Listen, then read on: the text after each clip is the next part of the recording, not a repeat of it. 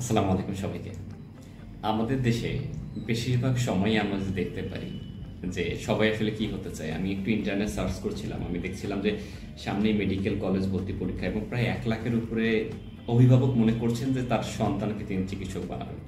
এখন প্রশ্ন হচ্ছে, চিকিৎসক কি 1 লাখ মানুষ হবে বা 1 লাখ স্টুডেন্ট হবে?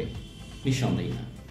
তাহলে এই যে 1 লাখ অভিভাবক তারা চান তাদের সন্তান ডাক্তার হোক, তাহলে এই সন্তানটি যখন অন্য কোনো প্রফেশনে যাবে তার অভিভাবক বা গার্জিয়ানরা কি সেটাতে তুষ্ট থাকবেন বা তাদের মনটা ভালো থাকবে?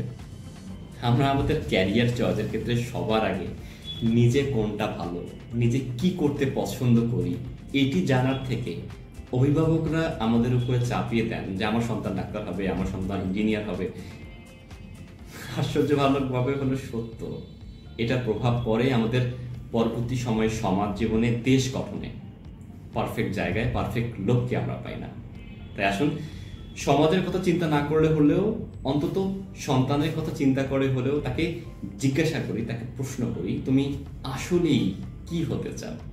শুধুমাত্র ডাক্তার হতে চাই, ইঞ্জিনিয়ার হতে চাই, শিক্ষক হতে চাই, মাই এম ইন লাইফ, এসব কথাগুলো না লিখে আসলেই সে জীবনে কি হতে চায়, সে কি করতে পছন্দ করে, কোনটাতে সে খুব ভালো, গার্জিয়ান হিসেবে সেগুলোকে অ্যাসেস করার চেষ্টা করি এবং সন্তানকে অনুপ্রেরণা দিতে চাই, অনুপ্রেরণা দেই সে আসলে কোনটিতে ভালো করতে পারে।